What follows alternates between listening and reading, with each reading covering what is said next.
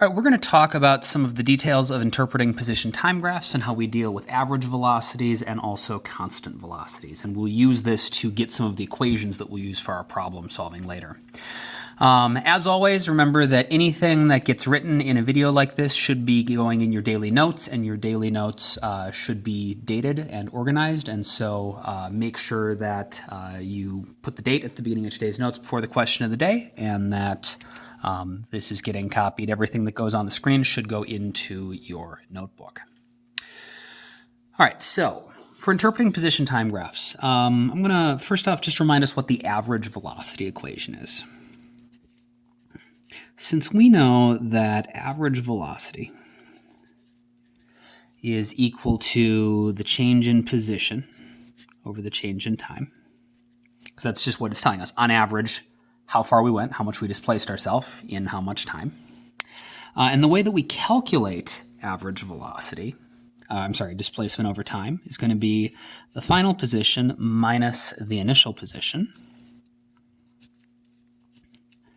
divided by the final time minus the initial time. And this might look familiar. We've got a final minus initial over a final minus an initial.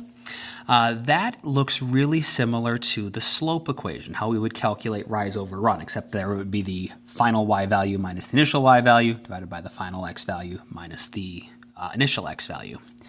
And that is actually how we organize our information onto a position time graph. And so if we have a position time graph,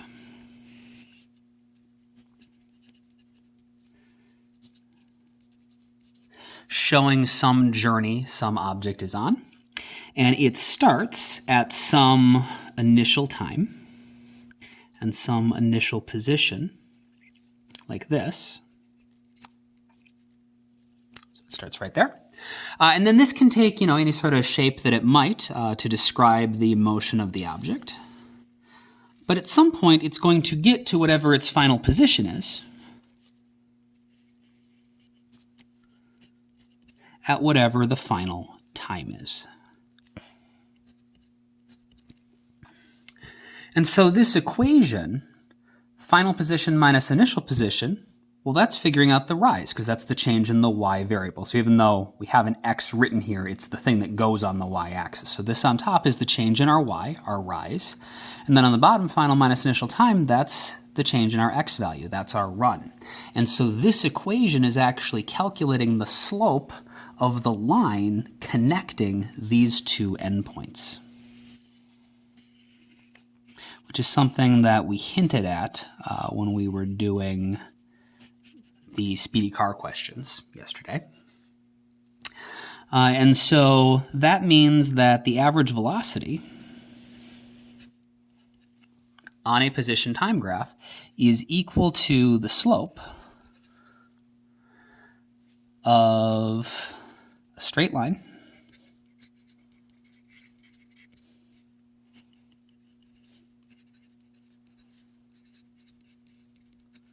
connecting the starting and the ending point.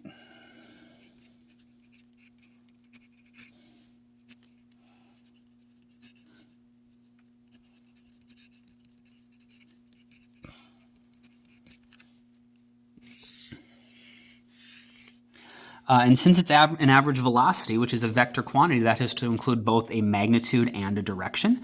And a slope should include both of those quantities. A larger slope, so the magnitude part of the slope, so if it's steeper, that would mean that we had a bigger rise or a smaller run. That would mean that we covered a larger displacement in a smaller period of time, which would mean we must have been moving faster. And so a larger or a steeper slope is going to be a faster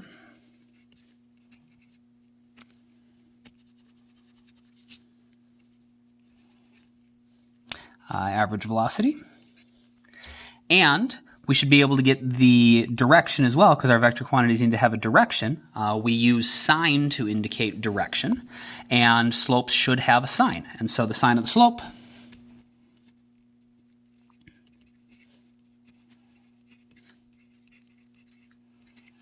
should give us the direction. And we can see that here.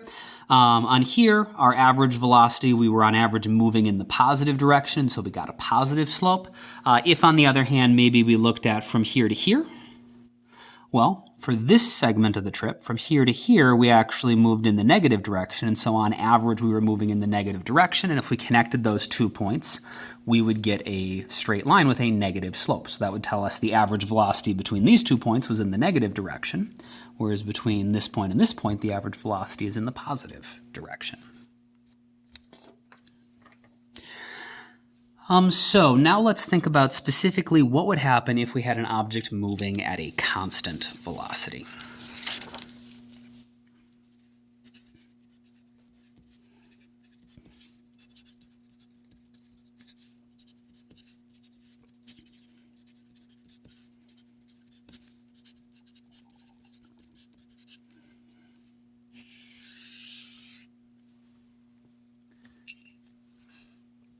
So for an object moving at a constant velocity, if it's moving at a constant velocity, that means that its displacement should always be the same for each equal time interval. That's what a constant velocity would mean. It's always moving the same number of meters every second or the same number of miles every hour.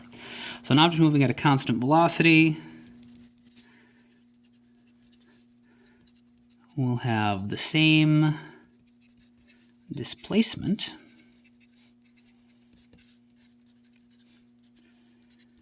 for each equal-sized time interval. So however far we move in the first minute, in the second minute we'll move just as far, in the third minute we'll move just as far. If we think about what that'll look like on a position time graph,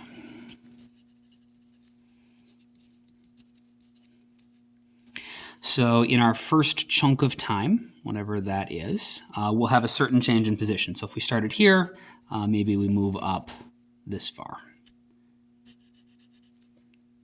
So after this much time, we move this much position. And then if we wait for the exact same amount of time again,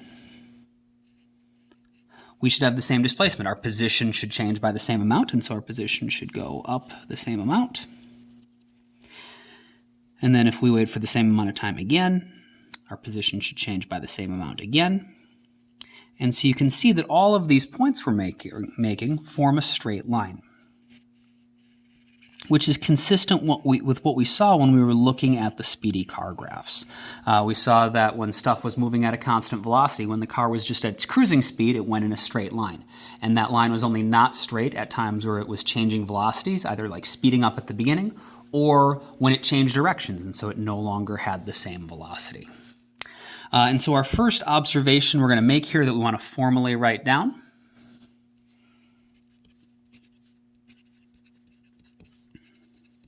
constant velocity will have a straight line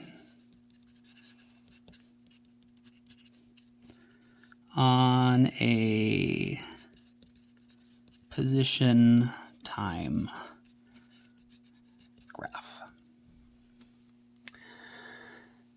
And if something is moving at a constant velocity, that means that it has the same velocity at every single moment. That's what constant means. So if it was going 20 meters per second at the beginning, it was going 20 meters per second in the middle, 20 meters per second at the end. And so if the velocity is the same the entire time, that should mean that the average velocity is going to be the same as whatever that constant velocity is. And so for something going at a constant velocity, we should be able to recycle our average velocity equation to get an equation for finding something's velocity if it has a constant velocity. So since the average velocity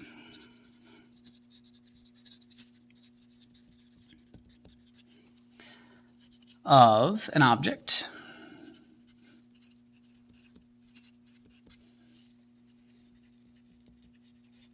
moving at a constant velocity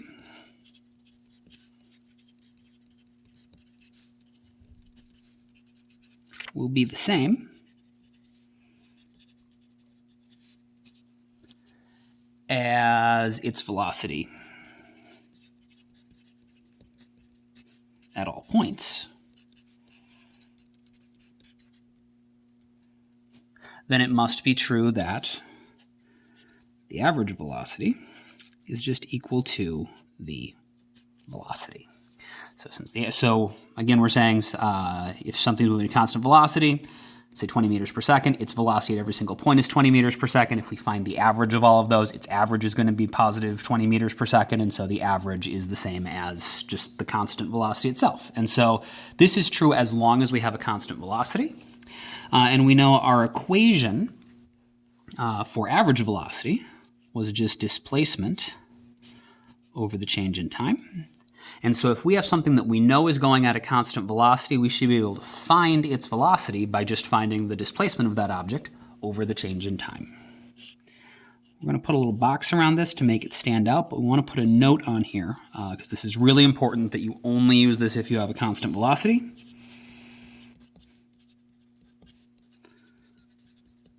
Constant velocity only. I want you to box that as well and get those connected to each other so that those stand together in your notes. You can use this equation, and we will use this equation all the time, but you can only use it if you have a constant velocity. You cannot use it if your velocity is changing.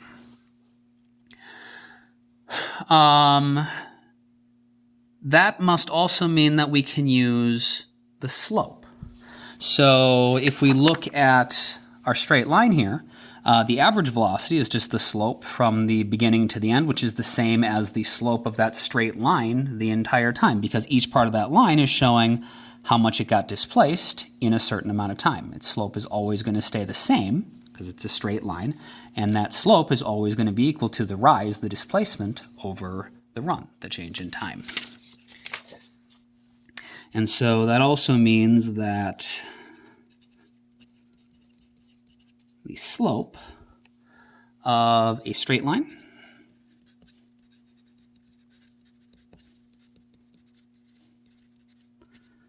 on a position time graph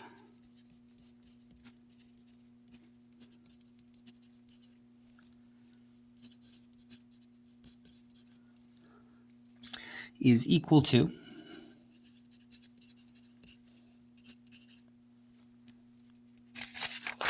up at the top of my screen here. The slope of a straight line on a position time graph is equal to the constant velocity of the object. Because if the same equation applies to our average and our constant velocity, and we can find the average velocity by finding the slope, we've got to be able to find the actual velocity by doing the exact same thing. And same thing, that means that if it's steeper, it means that it is moving faster. And if it has a positive or a negative slope, that tells us if it's moving in the positive or negative direction.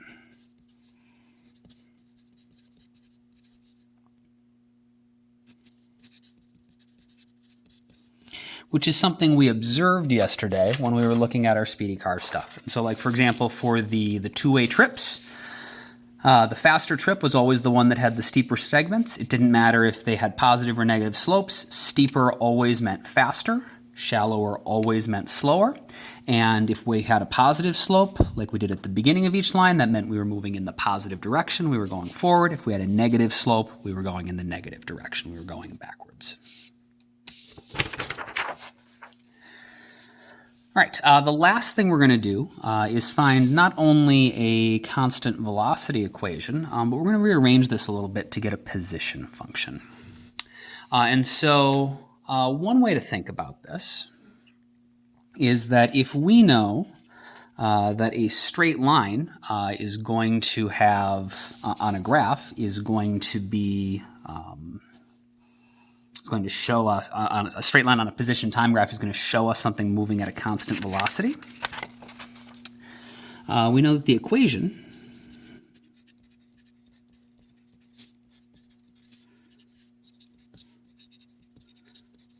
for a straight line is given in the form y equals mx plus b. And if we think about what that means on a position time graph,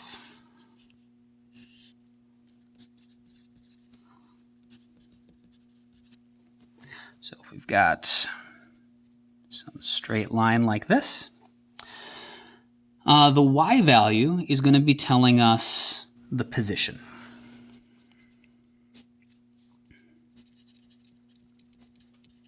And since we have all sorts of different y values, it tells us specifically our position at time t.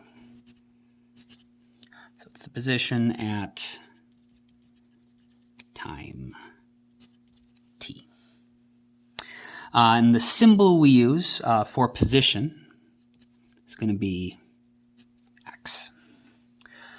The slope we know is equal to the velocity.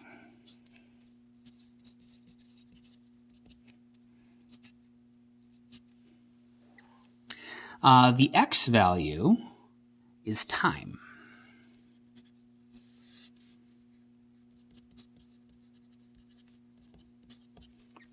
And b, the y-intercept, if we look at our graph, that right here is describing what the initial position is, specifically the initial position at time 0.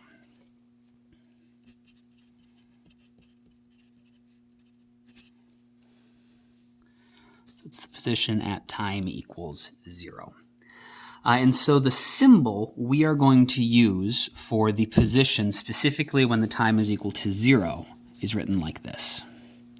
It's called x naught. It's x with a little 0 subscript, and it just means literally the position at time 0. And so our position at time 0, you could also think of this as the initial position.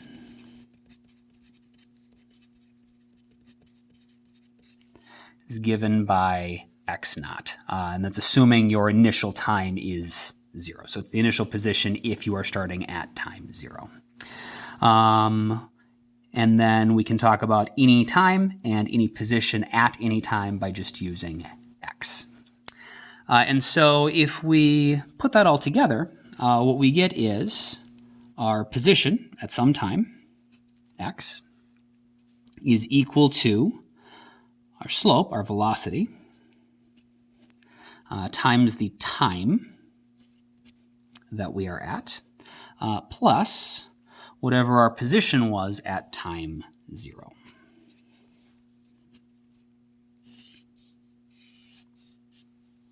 And so this is the form that any equation we get for a line on a graph will take, and it's also just a useful equation to have.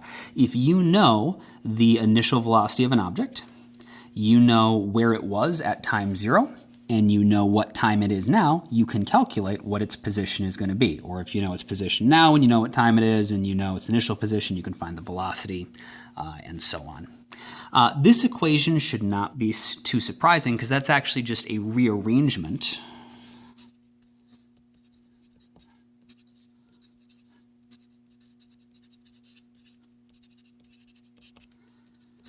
of our original equation. That velocity was equal to displacement over change in time. I'll show how that works quick. So if we have velocity is equal to, I'll just rewrite that on this screen. Velocity is equal to displacement over change in time. Okay. We want to show that these two things are really saying the exact same thing, just in a slightly different notation. So the way that we find displacement, we said, was the final position minus the initial position divided by the final time minus the initial time. And so if we have our final position is just going to be the position at time t,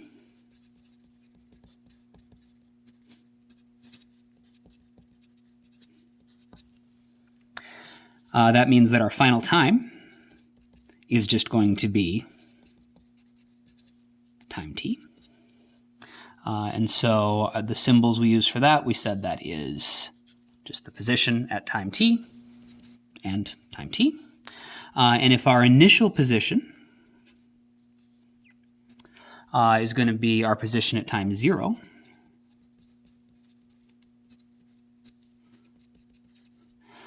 we said the symbol for that was going to be x0. And if our initial position is the position at time 0, that means that the initial time has to just be 0.